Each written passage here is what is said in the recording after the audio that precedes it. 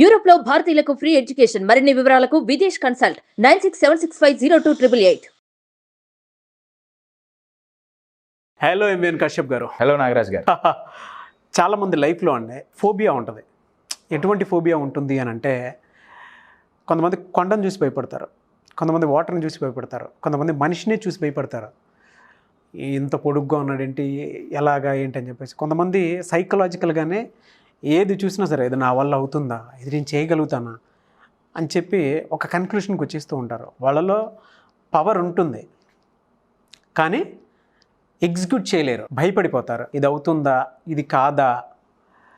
And ఎక్కువ మంది ఎదుటోడు బలంగా ఉన్నాడు అనుకోండి, అతను చూసి భయపడిపోతూ ఉంటారు, నేను ఎదిరించగలుగుతానా అనేది. ఎప్పుడైతే అటువంటి రోజులు రిజెక్ట్ చేస్తామో అప్పుడు మన వాల్యూ తెలుస్తుంది యాక్చువల్గా. బట్ ఏ మాత్రం కూడా చిన్న మన సైడ్ నుంచి చిన్న ప్రయత్నం కూడా లేకుండానే ఒక కన్క్లూషన్కి వచ్చి సాగిపోతూ ఉంటాం. అలా ఎప్పుడు మనిషి ఉండకూడదండి. సంఘజీవి మనిషి ఎప్పుడూ పోరాడుతూనే ఉండాలి, ఏది వచ్చినా సరే దాన్ని ఫేస్ చేస్తూనే ఉండాలి. ఈ వీడియోలో అటువంటి వాళ్ళ కోసం ఏం చెప్తారు? కొండంత ప్రాబ్లం వచ్చినా, ప్రాణాలే పోతున్నా ఎలా దాన్ని ఫేస్ చేయాలి, ఏముంటే పోరాడతాం, అదే కదా మీరు అడుగుతుంది. Yes right. మీరు కొండలాగా అన్నారు కాబట్టి ఎస్, నేను చిన్న కొండను పట్టుకొచ్చా. ఆలుగడ్డ. రైట్. నా దగ్గర ఒక బక్క పలచటి స్ట్రా ఉందండి. మనం కూల్ డ్రింక్ జ్యూస్ తాగుతాం కదా, స్ట్రా. అవును. రైట్. దీంట్లో పెద్ద స్ట్రెంతే ఉండదు కదా. అవును. రైట్. ఇప్పుడు నేను దీంతో ఇట్లా పొడవాలంటే, ఈ ఆలుగడ్డని పొడవాలంటే పాసిబుల్ అవ్వట్లేదు కదా. ఇది బెండ్ అవుతుంది. మీ కొట్టినా కానీ ఇది బెండ్ అవుతుంది కానీ పోవట్లా. అవును. ఎందుకు పోవట్లా? పల్చగా ఉంది, దీంట్లో అంత స్ట్రెంగ్త్ లేదు. అవును. ఆర్ ఇందాక మీరు అన్నట్టు దీనికంటే స్ట్రెంగ్త్ పరంగా ఇది గట్టిది. కరెక్ట్. అయితే సో ఇది చదికలు అసలు ఇది అయిపోతుందండి, బెండ్ అయిపోతుంది కదా.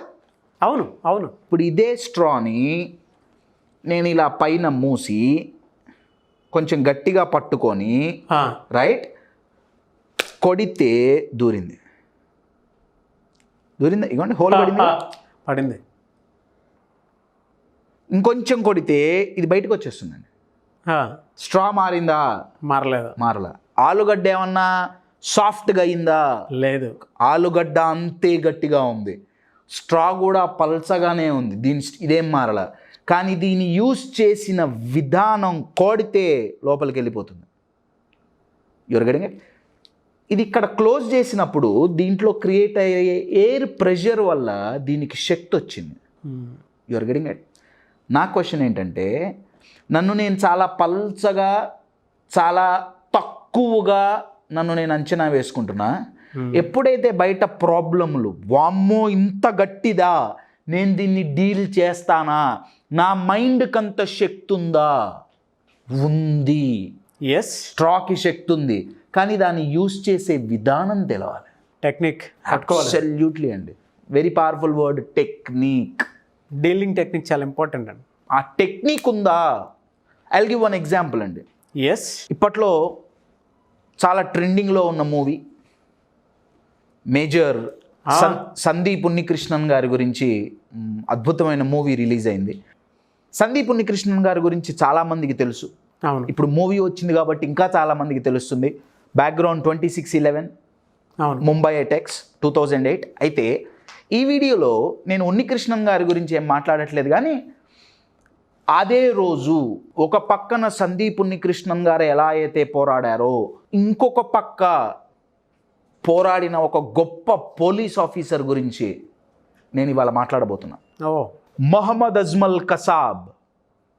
ఆ 10 మంది టెర్రరిస్టులో 26వ తారీఖు వచ్చిన టెర్రరిస్టులలో బతికిన ఏకైక వ్యక్తి మొహమ్మద్ అజ్మల్ కసాబ్. అతన్ని పట్టుకొని చాలా ఇంట్రాగేషన్ నడిచింది. అతన్ని పట్టుకోవటానికి గల మెయిన్ కారణం నేను ఇవాళ చెప్పబోయే పోలీస్ ఆఫీసర్. 26/11 అందరికీ తెలిసిందే. టెర్రరిస్టులు వచ్చారు, ముంబైలో పలు చోట్ల అటాక్ చేశారు, బాంబ్ బ్లాస్టులు చేశారు, దొరికిన వాళ్ళని దొరికినట్టు కాల్చారు. ఒక పక్క సందీప్ ఉన్నికృష్ణన్ గారి దగ్గర 7-8 మంది టెర్రరిస్టులని వాళ్ళ టీం చంపేసింది. 2 పారిపోయారండి. 2 పారిపోతూ ఒక 3 పోలీస్ ఆఫీసర్లను చంపి వాళ్ళ కార్ని తీసుకొని ముంబైలో ఒక రోడ్డు మీద వెళ్తున్నారు. వెళ్ళి ఇంకొక కార్ని హైజాక్ చేశారు. స్కోడా కార్లో కూర్చొని వెళ్తుంటే పోలీసు వాళ్ళు గమనించి వాకీ టాకీలో మెసేజ్ పంపించారు, పలానా నంబర్ స్కోడా కార్లో 2 టెర్రరిస్టులు పలానా చోటుకి వెళ్తున్నారు, రోడ్డు బ్లాక్ చేయండి. ఇప్పుడు నేను చెప్పబోయే పోలీసు, ఆయన ఆఫీసర్ అంటే ఆయన సబ్ ఇన్స్పెక్టర్ అండి, ఎస్ఐ అంతే. ఆయన పెద్ద ఎస్పీ కాదు, పెద్ద ఇదేం కాదు, హైయర్ క్యాడర్ కాదు. వెరీ గుడ్, హయ్యర్ క్యాడర్ కాదు. ఆయన ఒక నార్మల్ మామూలు ఎస్ఐ. ఆయన వాకీ టాకీలో విన్నాడు, రైట్? ఆలుగడ్డ ఉందే ఇందాక, వామ్మో టెర్రరిస్టులు వెళ్తున్నారే, నేను ఆపగలనా ఆలోచించాల. ఎప్పుడైతే వాకీ టాకీలో విన్నారో పలానా రోడ్డు మీద బ్లాక్ చేస్తున్నారు, ఆయన బండి మీద బయలుదేరాడు. ఈ టెర్రరిస్టులు కారులో వచ్చేటప్పటికి రోడ్డు బ్లాక్ చేశారు, రైట్? రోడ్డు బ్లాక్ చేస్తే వీళ్ళు తప్పించుకుందామని కార్ని రివర్స్ చేద్దాం అనుకున్నారు. పక్కనున్న బ్యారిగేట్ కార్ తగిలి ఆగిపోయింది. విదిన్ సెకండ్స్లో టెర్రరిస్టులు ఫైరింగ్ ఓపెన్ చేశారు పోలీసు వాళ్ళ మీద. పోలీసులు ఫైర్ చేశారు.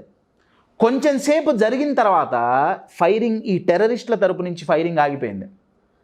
ఇది జరుగుతున్న టైంలో ఈ ఎస్ఐ, ఈ పోలీస్ ఆఫీసర్ బండి మీద వచ్చి ఈ టెర్రరిస్ట్ కారు పక్కన ఇంత కూడా భయం లేకుండా బండి పడేసి కార్ డోర్ తీశాడు.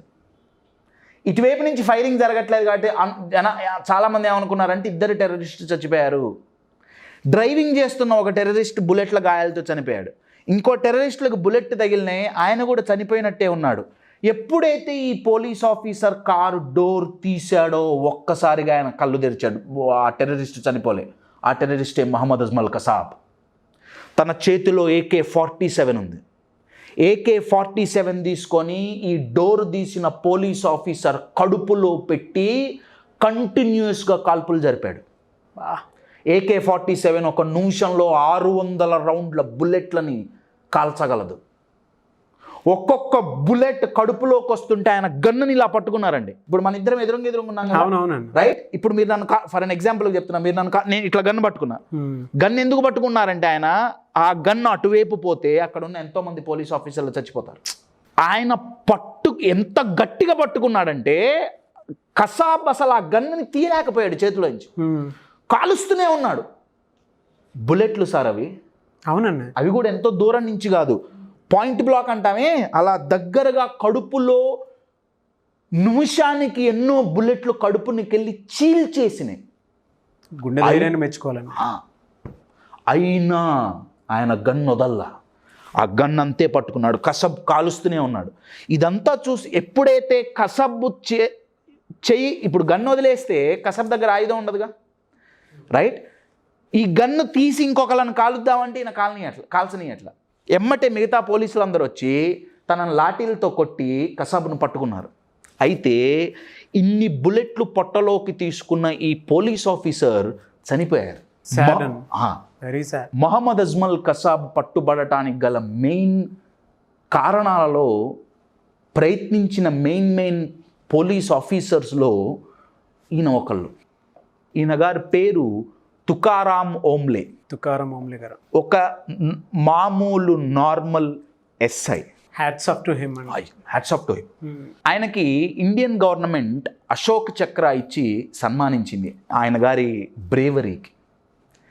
మీరు ఇందాక క్వశ్చన్ అడిగారు కదా, అవతల బయట అది ప్రాబ్లం కావచ్చు, వ్యక్తి కావచ్చు, చాలా చాలా పెద్దగా ఉంది, నేనేమో నా దగ్గర అసలు శక్తే లేదనుకుంటున్నా కదా, ఆ శక్తి ఈ స్ట్రాక్ ఇట్లా క్లోజ్ చేస్తే ఎయిర్ ప్రెషర్ ద్వారా శక్తి ఎలా అయితే వచ్చిందో, మనకి ఆ బ్రేవరీ అనేది కరేజ్ నుంచి వస్తుందండి. టెర్రరిస్ట్ ఎట్లా అయినా సరే మనం ఇమాజిన్ అండి, ధనాధన్ బుల్లెట్లు పోతుంటే ఆయనకి డ్యూటీ చెప్పారా? లేదు. ఆయన వాకీ టాకీలో మెసేజ్ ఇన్నాడు అంతే. డ్యూటీ ఈజ్ వెరీ పవర్ఫుల్ అండి. ఇక్కడ 2 పదాలు, ఒకటి రెస్పాన్సిబిలిటీ, ఇంకొకటి డ్యూటీ. యాజ్ ఎ సిటిజన్గా ప్రతి ఒక్కళ్ళకి రెస్పాన్సిబిలిటీ ఉంది, వాళ్ళని ఎదుర్కోవాల్సిన రెస్పాన్సిబిలిటీ. కానీ డ్యూటీ కొంతమందికి మాత్రమే ఉంది. అది మిలిటరీ వాళ్ళు కానివ్వండి, పోలీసు వాళ్ళు కానివ్వండి, ఎవరైనా కానివ్వండి. ఆ డ్యూటీనే డివోషన్గా మార్చుకున్నారు ఈ తుకారాం గారు. ఈ ఇన్సిడెంట్ నన్ను ఇన్స్పైర్ చేయడానికి గల మెయిన్ కారణం ఏంటంటే, తుకారాం గారు టెర్రరిస్టులను పట్టుకోమని ఆయన కానీ నేను స్పెషల్ గేమ్ అసైన్ చేయలేదండి. వాకీ టాకీలో మెసేజ్ ఇన్నారు. ఆయన పని ఏంటయ్యా అంటే రోడ్డు బ్లాక్ చేయటమే, అంతే. కానీ వెళ్ళారు. ఆ కరేజ్ రావాలంటే అండి ఒకటి అర్థం కావాలి. ఒకటి జేఓబి, జాబ్ ఆర్ వర్క్, ఇది ఒక లెవెల్ అండి. దీంట్లో అంత కరేజ్ ఉండదు. Second level is career. Okay, నాకు ఇష్టపడి చేసేది కెరియర్. ఒకటి జాబ్, వర్క్, నాకు ఇష్టం ఉన్నా లేకపోయినా డబ్బులు కావాలి, నేను చేస్తున్నా. Have to continue. Have to, very good, very have to.